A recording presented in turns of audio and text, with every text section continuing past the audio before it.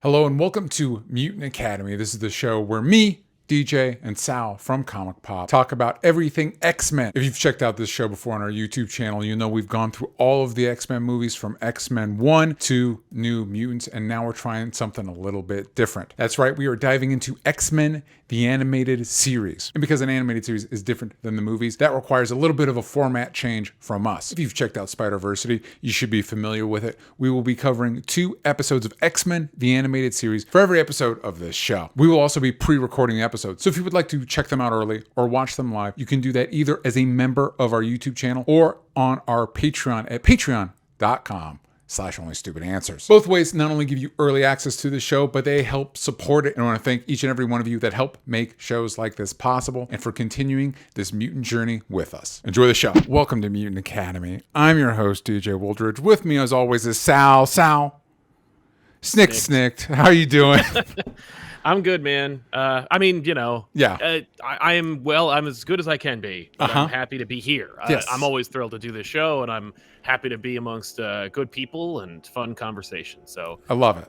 I'm down. And hey, we got to revisit an old classic, a show that I actually watched live as a kid. I remember the promos for this show. I remember people hyping it up. I remember people that didn't read comic books talking about it. This was a true game changer. This is, out of all the buckshot that Marvel fired into the multimedia landscape, this one actually did land a target. Yes, absolutely. And it is interesting. Obviously, one of the reasons you and I discussed doing with the end of the movies, as of now, for the X-Men movies, we discussed a lot of options of what we could do.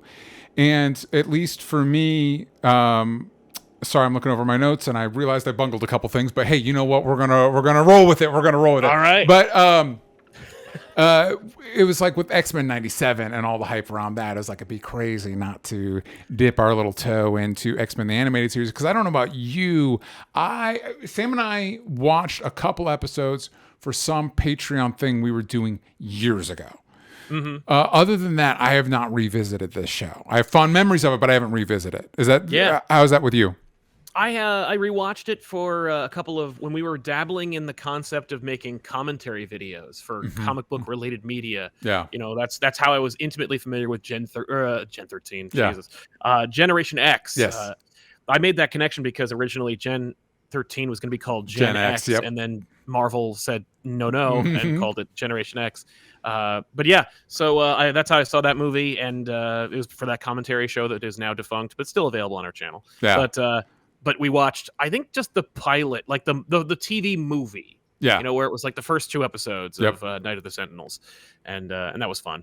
But yeah, it's been a while. When Disney Plus debuted, my wife and I sat down and watched a bunch of episodes. Yeah. Side note, a little early tangent gift for the kiddies at home. A lot of times you'll hear this studio said no to whatever. That Gen 13, Gen X one, I'm like, yeah, man, especially since so many of their early Image books were their best X-Men artists being like, what if we just did X-Men over here? Yeah, but hornier, and we did it and owned it. And it's Marvel's not going to hand you their lunch to eat. Yes. They're at least going to make you work for it. You're going to have to call it Youngblood, gosh dang it. Yeah, and the funny thing is what they didn't realize, of course, was it didn't matter what it was called. Nope, it sure did. Anything. It sure did not. So yeah, we're going to be covering X-Men the animated series. Right now we're going to be covering the first 2 episodes, Night of the Sentinels, parts 1 and 2. As usual, if you're watching this live, you want us to read your comment in the episode, hit up that super chat. We appreciate the support. And also, I want to mention up top 2 things. One, I've started doing new videos on my personal channel, DJ Talks Trash. Go over there. They're making people mad. I don't know. I was trying to be, I have this reputation for DJ doesn't like anything. So I thought okay, I'll take a tack of stuff, DJ Talks Trash. I'll take a stuff that people like to rip on and maybe do a positive spin on it. So like, Absolutely. even though I don't like Phantom Menace, here's some things that I think it does well. I actually do like the Game of Thrones finale. So for House of the Dragon, I did that. That one's not going over so great as the Phantom Menace one. Anyway. Yeah. But the hope is at least it's performing. Like at least people are watching. Yeah, so go over to check that out. I've got some other stuff that I'm going to be doing over on that channel as well. So go over there, give it some love if you wouldn't mind. I'll probably put a link in the comments or the description or something. Yeah. Gosh dang it. Let's start with Season 1, Episode 1, Night of the Sentinels, Part 1, which originally aired on October 31st, 1992. Sal, I should have asked you this before. Do you happen to have the IMDb open to read the script? I will momentarily. I'll do this first one, but if you could do Episode 2, ready to go. So I've got it ready to go, yeah. Season 1, Episode 1, a young teenager has been rejecting her mutant powers ever since she discovered them. But when giant robots track her down, it's up to the X-Men to save her. That's good. Yeah, that's a good one. Yeah. This one has a little bit more supervision than the Spider-Man Unlimited ones do. I think a lot of self-regulation in this one. Like, people are like, whoa, we're not going to let this thing go off the rails. So starting with this all the way back to 1992, my goodness. So we start with our intro in stereo, by the way. Yes. In case you were wondering, watching on Disney Plus. Also, right off the bat, Sal, did they not, like, with X-Men 97 on the horizon, was there no conversation at Disney like, hey, maybe let's restore these? Maybe let's maybe let's do look a little better, clean them up. Knowing Marvel at the time, they were like, there's nothing to restore. It was just, it was the cheapest possible everything we could do. Although, I mean, the fact that they knew that they had a hit on their hands with that intro, with the theme, with the in stereo, advertisement at the bottom. Yeah. I think they were like, at the very least, there's a high def version of that theme somewhere. Yeah, man. It's just one of those things, like, because I started rewatching Batman the Animated Series, and of course they've gone through that and lovingly, like, watching it. It still looks as beautiful as ever. Watching Spider-Man the Animated Series, it's like, okay, it is what it is, but it's, watching this, these episodes felt like they were ripped straight from a VHS. It's like, you guys didn't have any high def version of it, like something, you did nothing. Right? They made no attempt to restore, clean up, or at the very least copy directly from the source. Yeah. They definitely took it from, it looks like a Laserdisc transfer. Yeah, it's just wild. Because especially, it'd be one thing if, like, hey, this is just something camping out on our platform. You have a revival series of this, and you didn't. Anyway. I mean, I guess for them, they were like, we did the bare. I mean, if you look at, like, Disney Plus and you see, like, the art they have for this show, I mean, I'm like, did you recreate that? Like, I remember seeing promos in comic books, on merchandise out in the world that didn't look nearly as crap as the promos they're using within their own service on a product they own that supposedly did so well it warranted effort, money, time, talent, and promotion for a revival. Yeah. It's just really weird how, like, low rent this show kind of is, despite how much effort and time and cachet went into it. Especially since they have all those, they have all that. They have all those assets. It's interesting just as far as tangents / synchronicities. The X-Men arcade / all the Marvel Capcom arcades are going to be available for free on the Nintendo Switch this year. Dope. Yeah, and the Punisher arcade. But nice. I digress. Where you play as Nick Fury, and I remember as a kid, like, are they friends? Why am I playing? Well, because they both kill people. Yeah, got it. They also are like, and we also have all the marquees, and we have all of the promotional art, like, digitally. I'm playing this game. I can also, like, leaf through the gallery of all of the beautiful art that was associated with the game and all the in-house ads for the game that featured voice talents from this cartoon show. Yeah. Nothing. I can't look at anything in this. Yeah. It's just weird. It's weird. But all that to say, intro still slaps. Intro still great. So great. I actually prefer it to the new one. Totally. Like the X-Men 97 one. Yeah. I don't know. Yeah, I think for me, because I had the same reaction, and it was one of those, like, because it's the same, and I think that's the reason. It's like the new one is just this one, but watching this one takes me back to being a kid watching this one. Yeah. You know? Yeah. And especially when you put yourself in the context of the time, about like comparing it to, obviously this is a little after G.I. Joe and Transformers and all that stuff, but that's the context, or like the X-Men just intro. Pride of the X-Men. Yes. Yeah. Just compare it to Pride of the X-Men, because like I think the idea was, and I'm sure you've got notes about it, like how we transitioned from Pride of the X-Men to this show. Yeah. But there wasn't a lot of time between those two shows. And yet the bombastic night and day between, like here's a standard 1980s action figure commercial. Yeah. And here is the it's like, if the 90s has a theme, I think it's this show. Yeah. Where it's like, just get out of the way, 80s. Yeah. We are firmly here now. And I think you're right in that, like, I was going to push back a little bit and be like, I don't know, the Batman theme is pretty iconic, but the Batman theme is amazing. It's iconic in a timeless way, like in a forever, Yes. this will be iconic. This is 90s. This is this time. You know what I mean? This is, and it's cool. Like, that's not me ripping on it. It's one of those that, like, this really did change how we perceived toy commercials, these cartoon toy commercials we got. Yes. Yeah. Yes. And superhero media. Yes.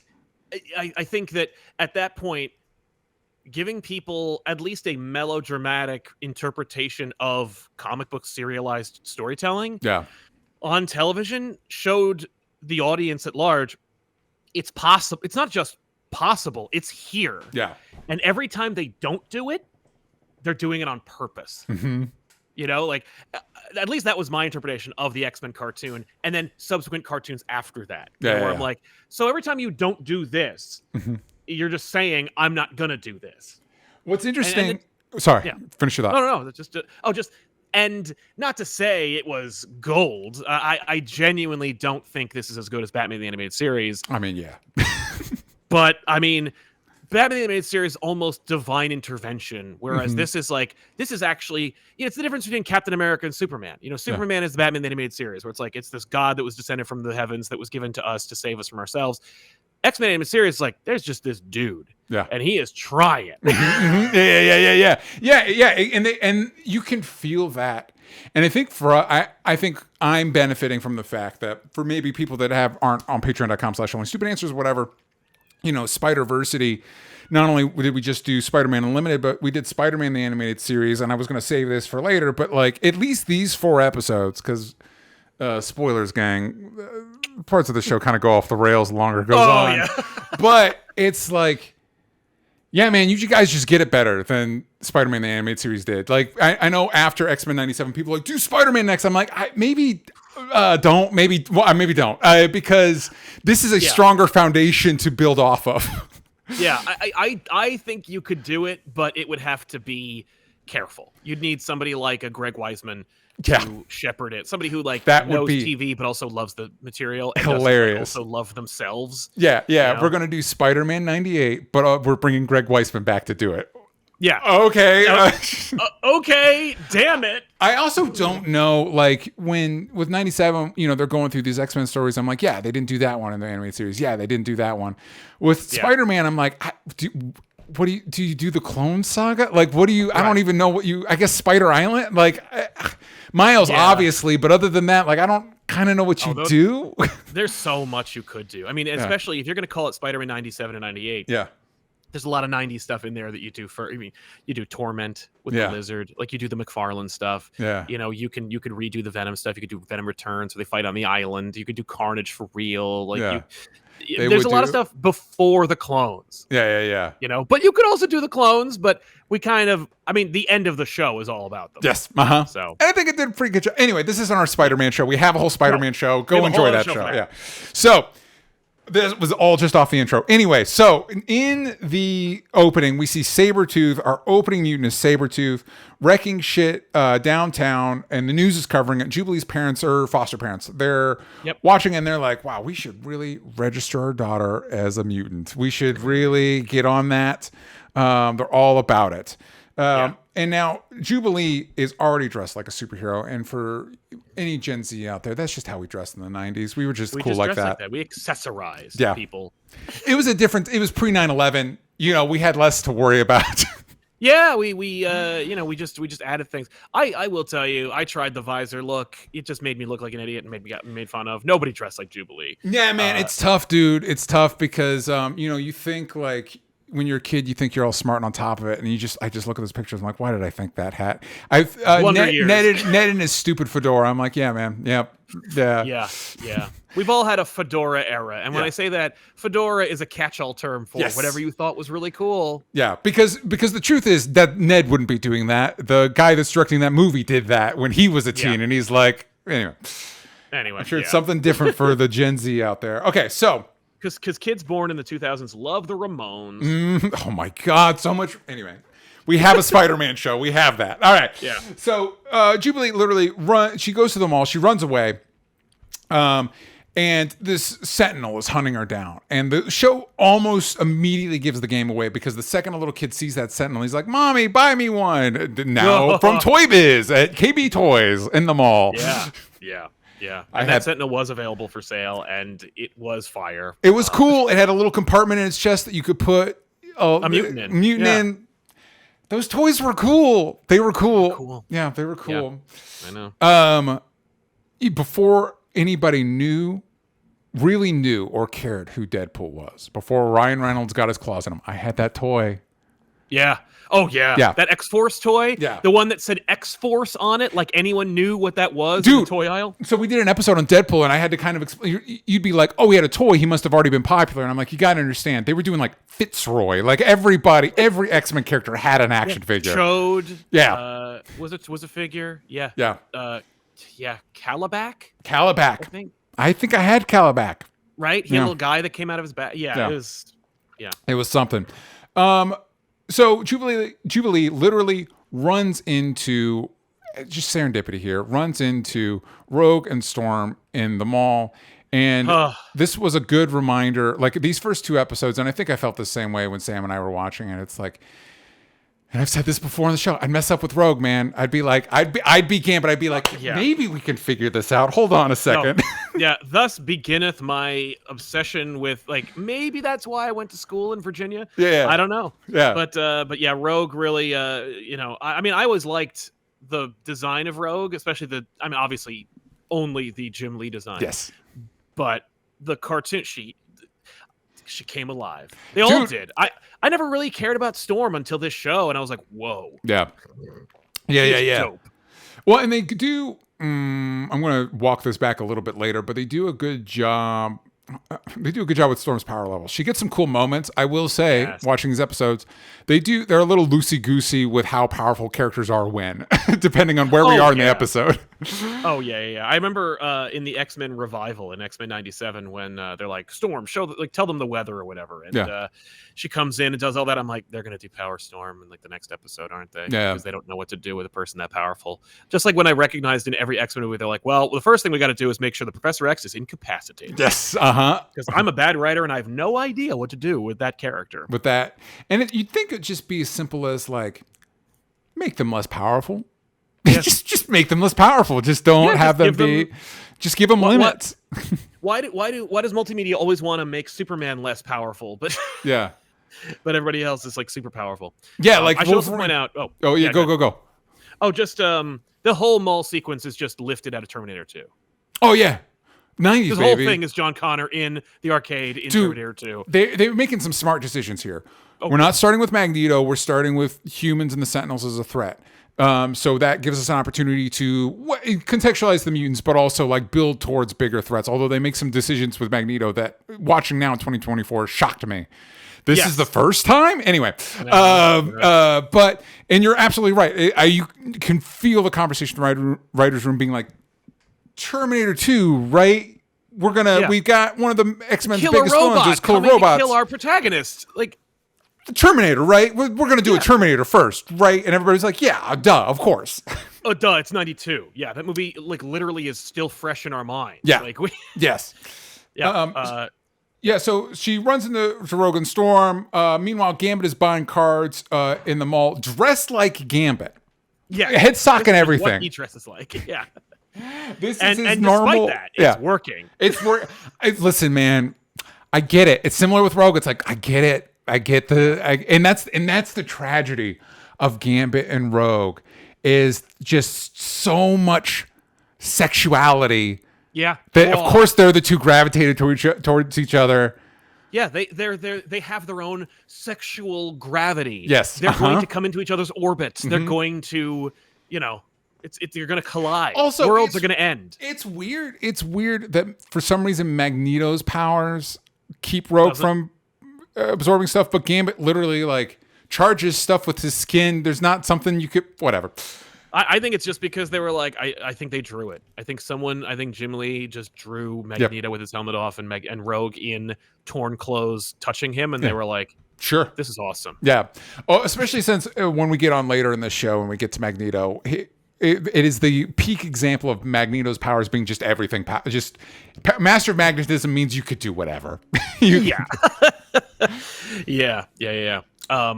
I love the interplay between the card salesman and Gambit. Yep. By the way, folks, yes, if you were like, first of all, this mall has people in it. What is that all about? That's how it used to be. Yeah. And secondly, there's a card store. There was an everything store, and and yes, she made rent, and she made great rent. Yeah, because you notice in that shop, there's also comics, and it's like stores like this it used to again 90s. Yeah. Peak mall time 90s. Yes.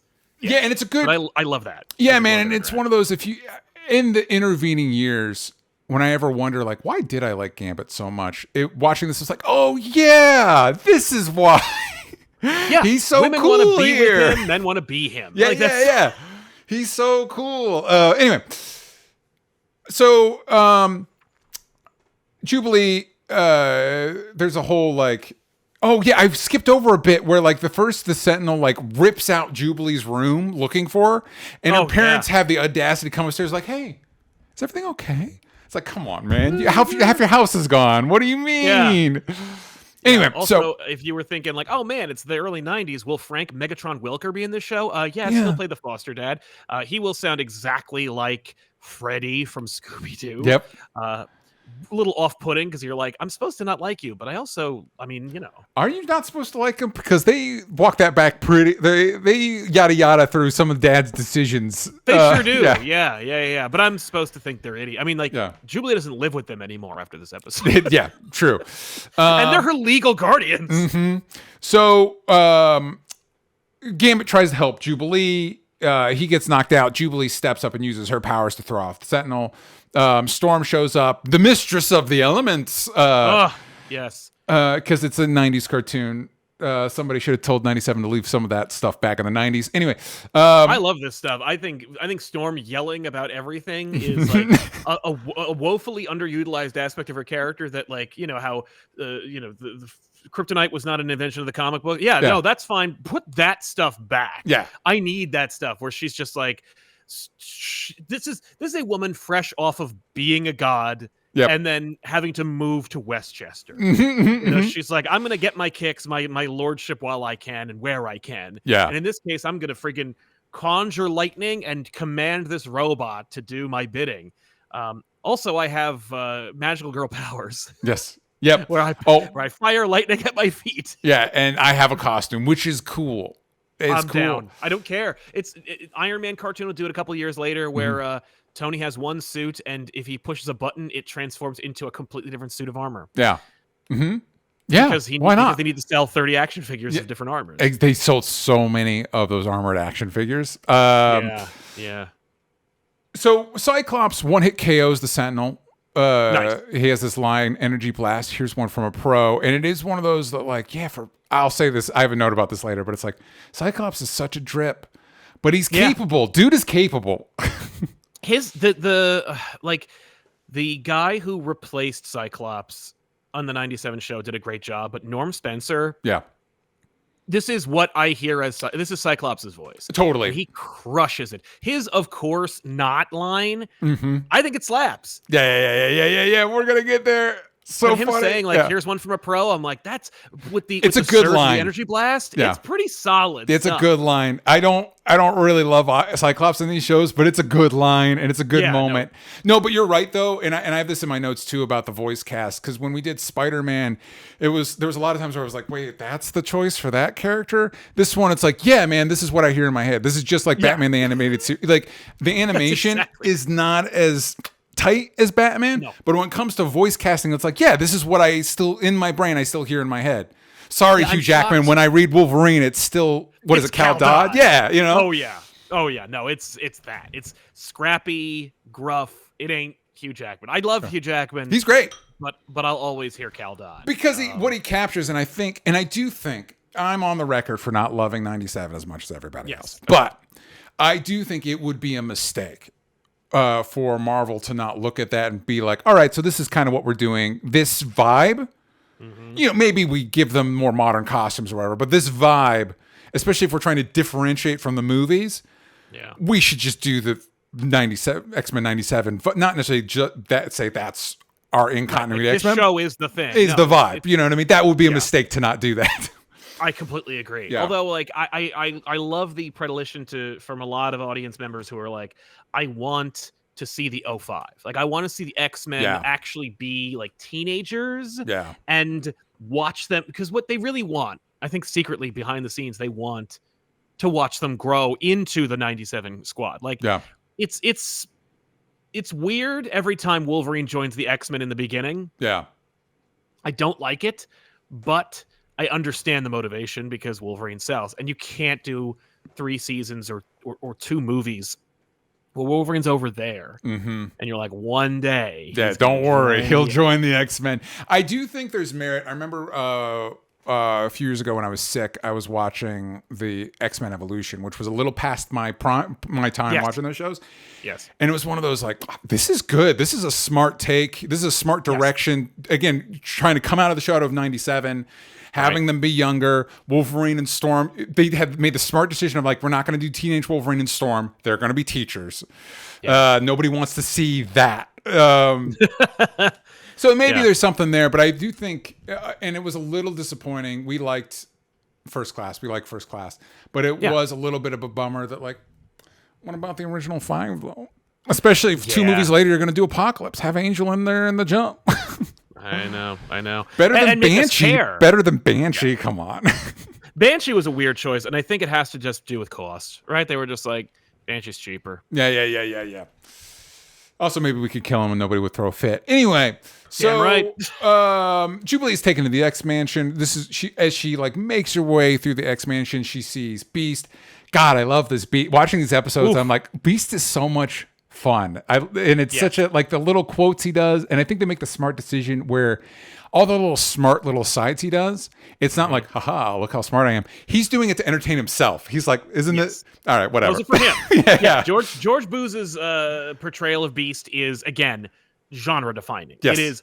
It is the voice for Beast. Yep. And the reason they cast Kelsey Grammer is because he sounds like what George Booze was doing. Yep. Like, that's why. So but this Beast, it's Avengers Beast.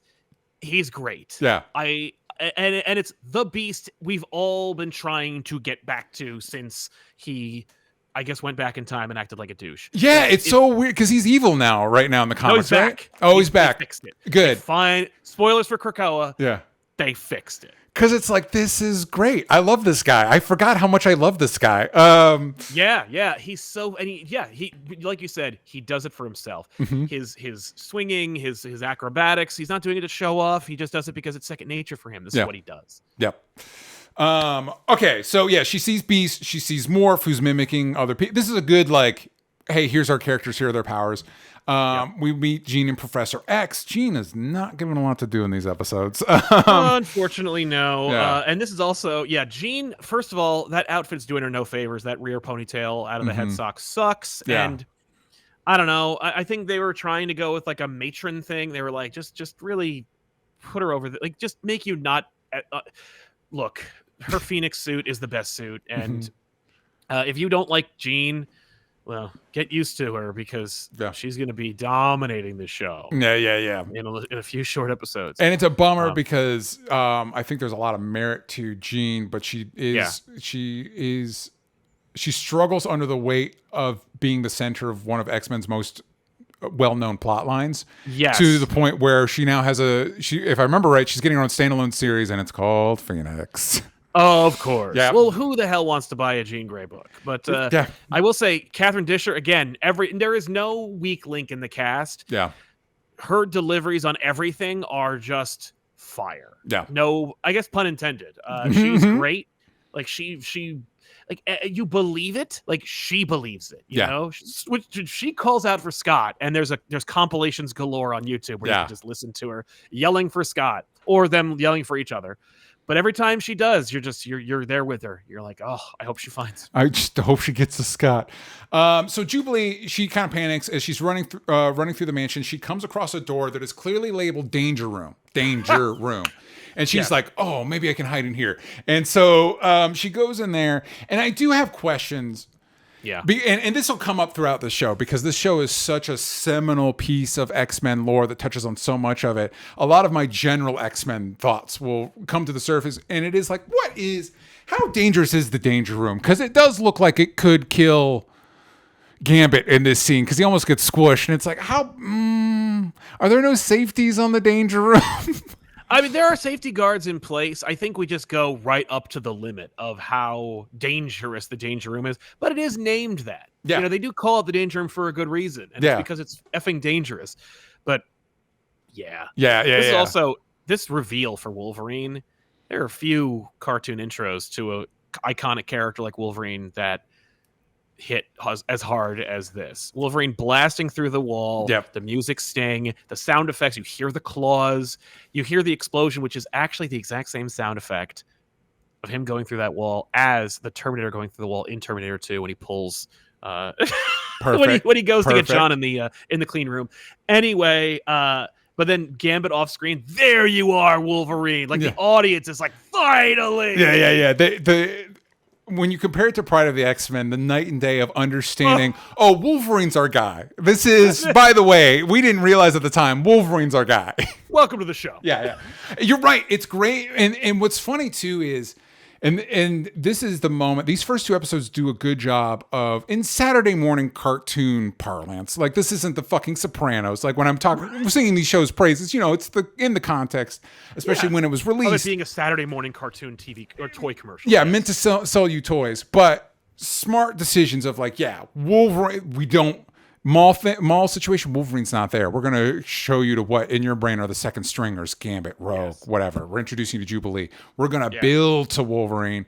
But then what's funny is, so the ad break is it looks like he's going to kill Gambit, and then Jubilee panics and knocks Wolverine on his ass. And it's like, these guys know what they're doing. They're like, Wolverine's our guy, but also like, fuck Wolverine. You know what I mean? Like, they're not saying that, but they're willing to he's not stealing the show. Exactly.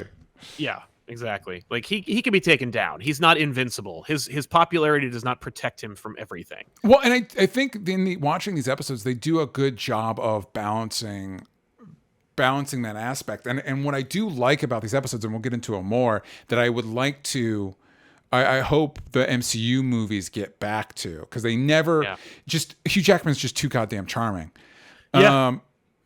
This Wolverine, and I think it's the reason why you and I, when we read the comics, it's still this Wolverine, not just we were kids, nostalgia, all that. He's an asshole. Like, he kind of sucks. Right. You know what I mean? And it's like, I think Wolverine needs to work within what makes Wolverine interesting in the context of the team is he kind of doesn't belong on the team. That's what makes him cool.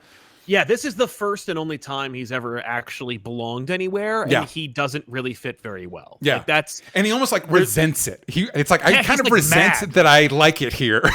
Yeah, like damn it! I think I've actually, after 100 years, I think I finally found home, and it's among these people that I like would have killed for like Queen and Country. Yeah. You know, but yeah, it's awesome. We skipped over another glaring omission of this show where I went. So I read these comics, but who is Morph?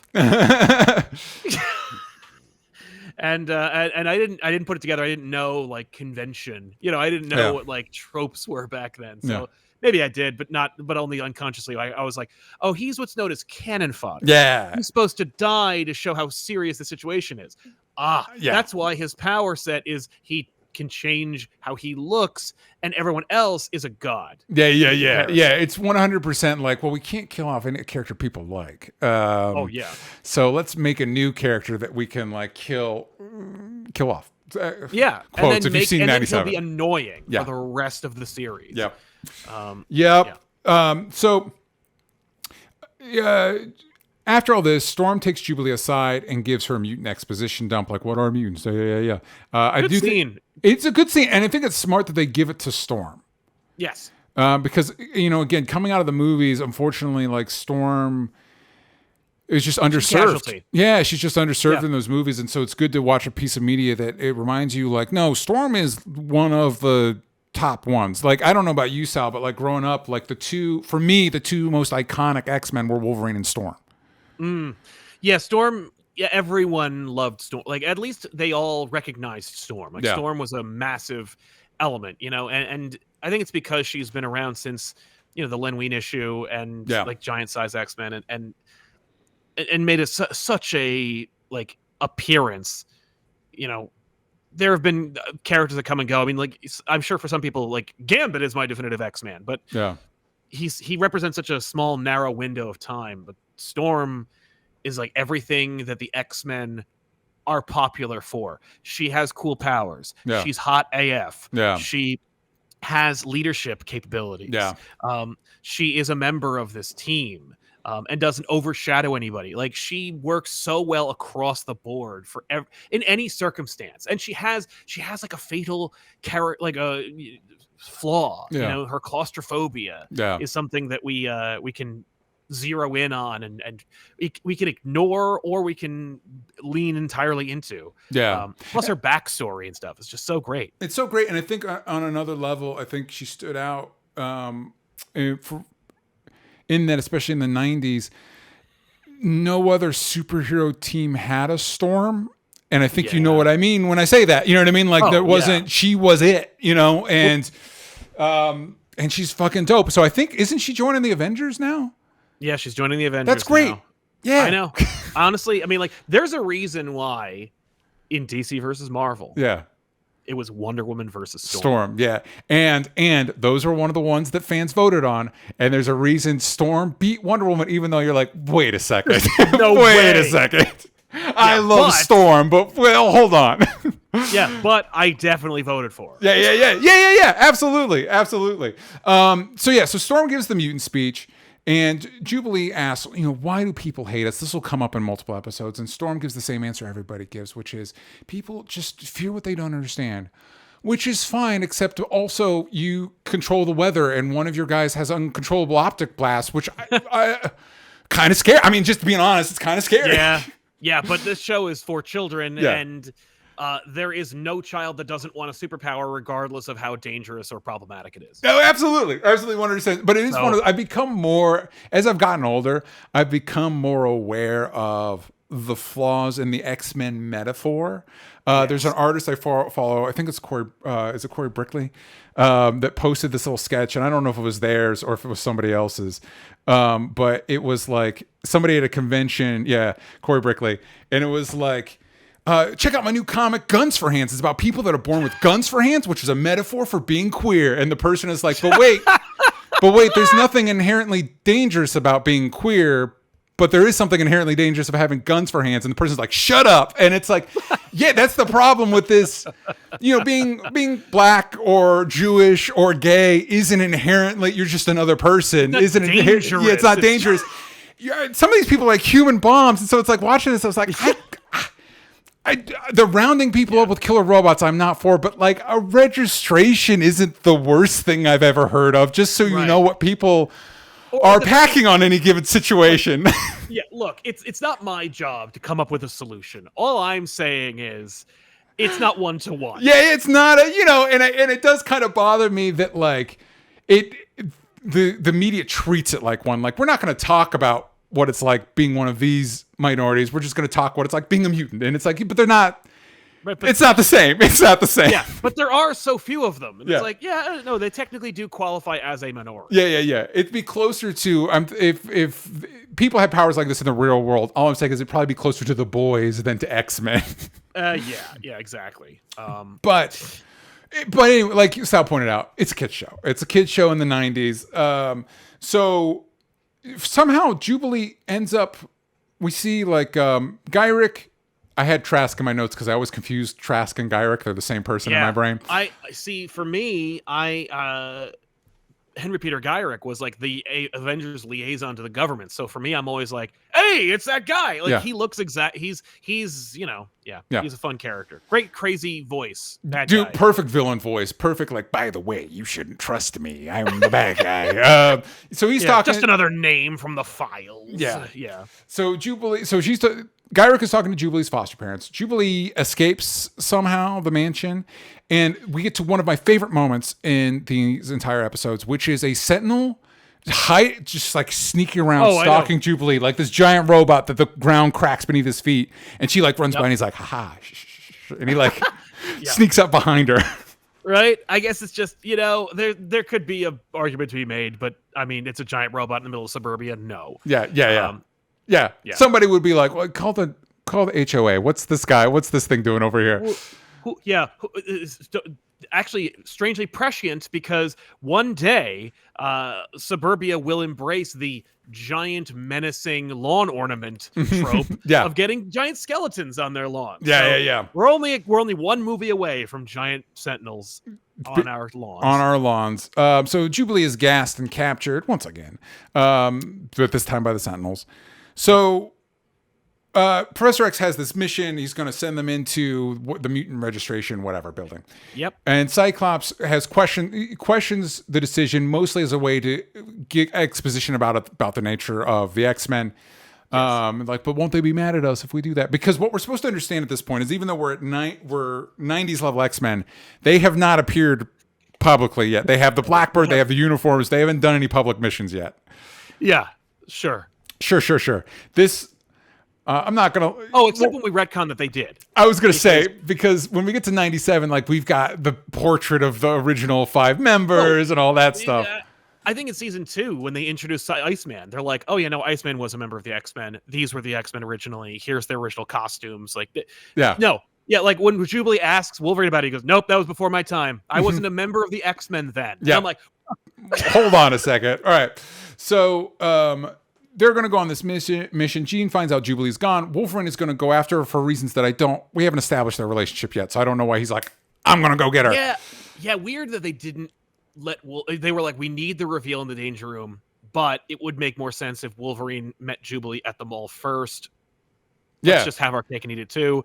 Because what they established more is she already kind of has a rapport with Gambit. I know. And he is like an extra Wolverine. So yeah. He is an extra Wolverine. I should point out Wolverine's outfit in this show and all the Canadianisms. The show was made in Canada. Mm-hmm. It is very much a product of the land. Yeah. And so while some might not bat an eye at how Wolverine looks, I remember as a kid being like, that is a very specific. His outfits are very specific looking. Yeah. And it's like, they are. These are Canadians being like, oh, he is Canadian? Then I'm going to put him in my dad's outfit. Yes, I'm going to put him in clothes that I see regularly. And Cal Dodd was Canadian. So, like, this is the reason why I love Cal Dodd. I know Steve Blum played Wolverine later on, and he's great. He played him in a lot of different versions, and he's great in those, like, Spider-Man crossover episodes from Avengers Earth's Mightiest Heroes. But this guy is the most Wolverine ever. Yep. He's actually Canadian. He has that slight voice. That slight, what about it? He's got it all, baby. And he's little. He's a short king. It works out so well. It works out well. There's even a reference to it in a later episode, which is pretty great. So Wolverine's going to go. I think this is the scene where he climbs into his Jeep in his full X-Men attire, and it's like him driving in his Wolverine costume, which is awesome. Well, I love it because he wears the Canadian outfit, then gets into his Wolverine outfit, and gets into the Jeep. Well, I'm going to stuff. I love him shoving Gambit out of the way as well when he's going to look for her. Yeah, he sucks. This is a dysfunctional family. Mm-hmm. this is what X-Men is, folks. Like, this is what it's like. And we gotta do it in the first 15 minutes of the show. 100%. Like, these people work together because they have a common goal, but they are not they are not friends. Yeah, and so we get even more of that in this when they show up at the base because they're all talking about each other's powers. I do like. It is weird that this is the first time they're kind of having this conversation, but the context of because Jubilee's there, they're all kind of reminiscing about how they get their powers. And how they like first join the team. We don't get that, but like, that's in their heads. You know, the idea of like, boy, obviously she's going to be recruited. That's how we all got here. Yeah. A pitchfork mob tried to kill me. Professor X went in my head and told me the address and I got here and now I'm an X-Man. Yep. 100%. And, this might actually be my favorite Wolverine moment because obviously he goes to find Jubilee and they go off on the mission and then he shows up at the mission and they're like, what happened? He's like, I lost track of her. And I got bit by a dog. And I'm like, yeah, that seems like a very Wolverine thing to do, man. Yeah. I also love him throwing off the mission a little bit. Like, okay, well, Gambit, you're staying behind. Wolverine left. Yeah. So, okay, Gambit, you're on the mission. Yeah. Wolverine's here again. Yep. And it just kind of, they're like, whoa, like the whole rhythm is thrown off. Well, and here's the thing, that'll Sal. be like a... Yeah, here's the thing. I think what you're about ready to say. Wolverine goes where he wants to go. You know his famous catchphrase. His classic catchphrase, he goes where he wants to go, which they're trying really hard in this show to make work. I think he mentions it in each one of the first 4 episodes we watched. Yes, and then it never comes up again. They don't bring it up in the X-Men 97. It's not in the comics. It doesn't catch. But the mission, shocker, doesn't quite go according to plan. By the way, they underutilize Morph in this mission. You've got a guy that can literally. He's a master infiltrator just by his power set. And they're like, I don't know, let's throw this guy over the fence. And then maybe if he sees a guard, he can become that guard and then zap that guard. I'm like, that's not how to use Morph's powers. Come on. No, you have him be the guard, drive up. Yes. Go in, delete the files, leave, and go, I don't know why we brought 5 guys. Yeah, literally all you need is Morph. Yeah. So this brings up... we need to kill him. Yeah, we need to kill him. So they're going to break into the base. Wolverine smells the infrared beams. Questions about his ability to smell, but that's fine. And this leads us right into Night of the Sentinels Part 2, which originally aired on November 7th, 1992. Sal, do you have the description of this from IMDb? You betcha. Yeah, after breaking into the headquarters of a newly discovered government branch called the Mutant Control Agency, the X-Men lose 2 of their own members in a battle with the Sentinels. They do. They do. That's right. Yeah, so there's a trap set with these infrared beams and these guards waiting for them. Wolverine's first he smells the infrared beams, then he smells the guards. Storm just like blows the guards away, just gusts them away. And Morph finally uses abilities to disguise himself as a general. To like, he's basically like, everybody leave, everybody get out of here. And then thank you, Morph. Yeah, I don't know what took you so long. Can we? Do you have anything in your notes about the animation differences between the original broadcast and what they changed? No, update me. Apparently, okay. So, Storm takes out a guard before they go into the control agency. He looks basically like Paladin from the old Marvel comics. He's got like this crazy armor. He's red and everything. And so at the end of this episode, behind the doors in the original broadcast, there were a bunch of those guards. Yeah. And then they animated the next episode and they are guards in green uniforms. Yeah. And they went, oops. So in later, and I'm like, why did Marvel care? I can't believe they cared. But they went back and they changed the like stinger at the end of the episode of like, there's guards behind the door, from the red armored guards to the green suited guards from episode 2. Sure. It's just like, it's one of many different examples of like them doing that. Yeah. You know, I'm like, oops. Like in the original broadcast, when Gyrick shows the foster parents a picture of Storm and Rogue. Yeah. Originally, Rogue's wearing her superhero uniform in the picture, even though she was wearing a dress. Yeah. So in later broadcast, they changed the superhero suit to the dress. And it was just like, I mean, I'm impressed that you did it, you know, but like the marketing is already rolled out. People are going to Pizza Hut to get tapes of this show. Yep. I feel like we're already hook, line, and sinkered, but I appreciate the effort. Yeah, and it's one of those, if you're going to put that effort in there, maybe catch it ahead of time. Maybe catch it. Make the animation a little better. Yeah, maybe catch it in the first place. So yeah, this all devolves and this is a big superhero fight. Basically, we got fighting guards on the inside as we're destroying the documents, the registration. We're fighting guards on the outside. Meanwhile, Gyrick is interrogating Jubilee when Trask shows up. So my understanding is Gyrick is government guy, Trask is build Sentinel guy. That's my understanding of the relationship here. All right. That's right. That's right. I meant to look this up. Beast says a quote, and he says it's from John Wesley, and then one of the names that he's deleting is John Wesley. Yeah. And so what I'm assuming is, what I'm supposed to understand is he saw the name John Wesley. It made him think of the poet John Wesley, which he quoted. And I think that's really cute. I think that's a cute. Yeah. Absolutely. Yeah. Or I thought maybe he was like, okay, I remember when I first saw it, I thought he was actually trying to, like, he was changing the mutant names to like joke celebrity names. Maybe that's what he was doing.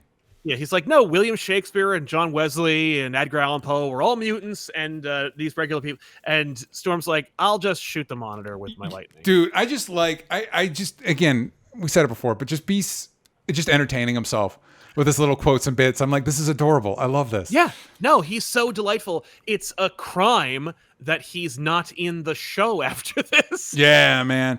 Or only for cameos. Like, what was this dude doing? Like, was like, hey, George, why'd you take the job if you only could show up for one day of shooting every goddamn month? Like, yeah. So we get a really, I'm going to assume this might be the most ambitious bit of animation in the entire show, where Rogue is like flying a guy and we get this like 360 shot of her like flying through the air. And I'm like, this show's never going to do something like that again. never, ever. I mean, they didn't even really pull it off. The guy who she's talking to, like his mouth doesn't move while he talks. So, like, we can do one or the other. He can either his lips can sync or they can't. So, also, her southern. We forgot to talk about her southernness. Yeah, and like, you look as nervous as a long-tailed cat in a room full of rocking chairs, or don't get a moon burn. Yeah. I'm like, I've never heard of any of these things, and I'm down for it. I want to, growing up in the South, I did the room full of rocking chairs one. I'd heard before the Moonbird one. It's like, all right. Yeah. All right. I assume that is like a nighttime skinny dipping reference or something. I'm just like, this is awesome. So a bunch of Sentinels show up to stop them. For some reason, Wolverine's like ready to go to town on the Sentinels, and for some reason, Morph looks at the guy with unbreakable bones and a healing factor, and he's like, I need to save this guy. Yeah. And he gets shot and killed. We do not see it on camera. We just cut to Professor X and Jean being like, it's Morph. Can't you feel it? Yeah. Morph, I can't sense anything. Mm-hmm. There's music sting. Yeah, the Force. There's a disturbance in the Force. Yeah. It also helps them because, any character that's not killed off camera, it's still so funny to me. Everybody like flipping out in X-Men 97. I'm like, guys, come on. Do you know what show you're watching? Like, Gambit's not gone. Come on, man. Right? I was like, first of all, I was like, okay, so if we do, and I mean, like, obviously we're building towards Age of Apocalypse, so we're just going to reset the universe. We can kill, like, I'm surprised we haven't killed more people. Yeah. It was kind of like, I guess like they watching... were like, no, we want you to think he's going to die. Like, we want you to think it that way. If we killed everybody, you'd be like, oh, then no one's dead. Yeah. It kind of reminded me of like leaving Infinity War and everybody's like, can you believe it? I'm like, what do you... They use magic rocks to disappear people. They're going to come back. This is part 1 of 2. Like, what are we... Yeah, what? They killed Spider-Man. We know another Spider-Man. It's on... I know the date the next Spider-Man movie comes out. What are you talking about? Right? Yeah. I couldn't believe it. So mission kind of goes tits up. Morph is killed. Beast is captured. This is done off camera to set up a confusing flashback. Like, it's a weirdly paced. I guess maybe where they wanted to action the fall in the episode, they didn't want it to be too... top heavy. I don't know, but it could be censors being like, there's too much. It's too much. It's too exciting at once. Yeah. We're going to give too many kids erections. You guys need to like calm down with that. We need them to stay for Big Guy and Rusty and the Tick. Yeah. Oh my God. Was the Tick 92? The Tick wasn't post this? I think it was post this, but it was in the same animation block. Yeah. Big Guy and Rusty. Oh my God. So back at the base, Wolverine's all pissy because that's basically his role in the team. He gut punches Cyclops. Awesome. Calls Cyclops a little man, which is like, well, hold on, Wolverine. Hold on. Pot in the kettle and all that. Overcompensating. Yeah. Oh, but man. Like, that's a full on-screen gut punch. Yep. Spider-Man would never. Spider-Man the animated series could never. Could never. Would never. Would never. Yeah, no. Jean breaks. But no, they never listened to any of the censors over there. No. I mean, X-Men was over in Canada, so they were able to get away with. That's true. Yeah. They don't know where to find us. The censors. Yeah. So Jean breaks up the fight because we're really like we need to get the kids on board with what the dynamics are here right off the bat. Wolverine goes to leave and he slices up Cyclops' car first. He's like, "Tell him I made him a convertible." Nice. And now as Wolverine, no, this is the scene where Wolverine's driving away in full costume. There we go. Yeah. And he has a memory of the scene we just saw, but it's where we see Beast get captured. Yep. Maybe it's where the act breaks fall. I don't know. It's just a weird pacing decision. It is. Yeah. The Sentinels fling Wolverine in the woods. And then Cyclops, we cut to Cyclops, and honestly, he has the Sentinels numbered. Like, they're like, at a certain point, they're like, we're outgunned. I'm like, I don't know. I feel like Cyclops is taking these guys out left and right. Like, I think Cyclops has got this. Yeah, you have an unkillable Superwoman, right? Yeah. Like, I think between Cyclops and Storm, I think you guys are good. Yeah. Anyway, but apparently they're not, so they run away. And this is why Morph and Beast are left behind. Yeah. Wolverine, and we're still in the flashback. Wolverine goes to get Beast and Morph, but Rogue stops him using her powers. That was awesome. At the tail end of this flashback, we get back to the present where Wolverine's being all emo on a cliff. I swear it. I love that this is a thing superheroes do, that they just find the highest thing around them that is brand adjacent. Yes. And like stand on it. So like Batman, Gargoyle, Gotham Gargoyles, Spider-Man, Empire State Building, one of those numbers. Wolverine is just the nearest tall rock that he's just going to kneel on and be like, Yeah. Tragedy! There's a great moment in this episode, or before it, where the Sentinel is talking, where they're collecting Beast. Yeah. And he starts telling the guard what to do, and the guard's like, yeah, you're a piece of machinery. Like, you're supposed to help. Yeah. And I'm like, this is like setting up Days of Future Past. Yeah. Like, it's already a bad idea to do this. Yeah. The Sentinels are already like, well, I am bigger than you, and I do have like a mission, and I'm infinitely less complicated than you guys are. Maybe I should just take over. And I'm like, it's coming. First episode. We already know where we're going. So we see when Beast is captured. I just had this weird moment in my notes. This guard's like, the Sentinel's like, I'm going to take him. And these guards are like, no, we're going to take him. And then the Sentinel starts scanning the guard. And it felt like this should be building to like, it's Morph. You know what I mean? Like some sort of reveal. Too. Yeah. Yeah. No, it was just that. I think it was just like, it's bad news bears. These Sentinels are bad news. Yeah, they're bad. Not a good, hey, hi guys, look out. Anyway. Yeah. So also first female president. So we see that. I think the news broadcast is in a bar, and she's basically like one of those classic president shit, where she's like, mutants are a danger to humankind, but I don't want to hurt anybody. You know what I mean? Like, vote for me. This is the height of centrism, folks. Yeah. Back then, they were very much, people couldn't tell the difference between George Bush and Al Gore. Yeah. So yes. Yeah. I was gonna get into some of my current political thoughts, but I'm not gonna right now. That's not the show for this. Yeah, let's focus on the one voice actor who thought it'd be hilarious to play a Jack Nicholson voice. Yeah, but he plays like all the bikers. All the bikers are like, it's Easy Rider, right? We're all like talking like this, man. I guess that's what it's Easy Rider. That's the joke they're making. Yeah, because Wolverine's a mutant. Yeah, he's getting into classic Wolverine stuff, getting into a bar fight with some Jack Nicholsons. And what does he say? Say it with me, class. I go where I want to go. His classic catchphrase.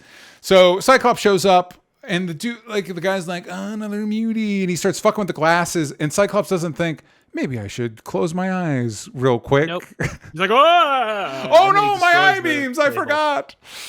Yep. Anyway, Cyclops is there to recruit. I'm like, hey, how would you like to find Jubilee? And Wolverine's like, bitch, that's what I wanted to do anyway. That's what I'm out here doing, man. Cool. Okay. All right. It's nice to see them working out. Like, we see this is how I use Wolverine. Yeah. Right? I like the relationship, and especially like we get into a little bit more later that like these two. I'm a sucker for this shit. We don't. Yeah. These two love each other. They can't say it, but they love each other. They're best friends. Just smooch. Yeah. So the plan to find Jubilee is Cyclops talks to her foster parents. Yep. And you think what I'm supposed to understand is foster dad called the Sentinels up. Yes. And then they called the mutant registry or the mutant control center or whatever. Yeah. Yep. And they sent the Sentinels. They didn't know the Sentinels were coming. You said the line before, but like Cyclops is like, I'm going to come peacefully. Not. Kablam. It's the 90s. Awesome. It's the 90s. Yeah. But yeah, he just blasts. Again, Cyclops has no issues with the Sentinels. No, he's like, wait, you mean I can use the full power of my optic blasts on you? Like, I don't have to worry about killing you? Sweet. It's like one of those rock, paper, scissors things, like Sentinel beats Jubilee, but Cyclops beats Sentinel. You know what I mean? Anyway, so he blasts the arm off. It goes to go get itself repaired. They follow it. It's a pretty basic plan, honestly. Yeah. Meanwhile, Garrick is talking to the president, who is a woman, as we mentioned, and she wants to shut down mutant registration, which again, murder robots bad. But just knowing if I'm on a plane with somebody who opens their eyes and laser beams come out. Yeah, categorization, not terrible. But in like, this fantasy realm, I guess. Yeah, I guess. Well, I mean, like, look at the people who created the Mutant Control Agency. Like, it's not like there aren't any altruists here in the Mutant Control Agency. Yeah, I know. I hear you, Sal. I guess it's just tough, because I'm watching The Boys at the same time, and it's like, yeah, cataloging these people just doesn't seem like the worst idea to me, man.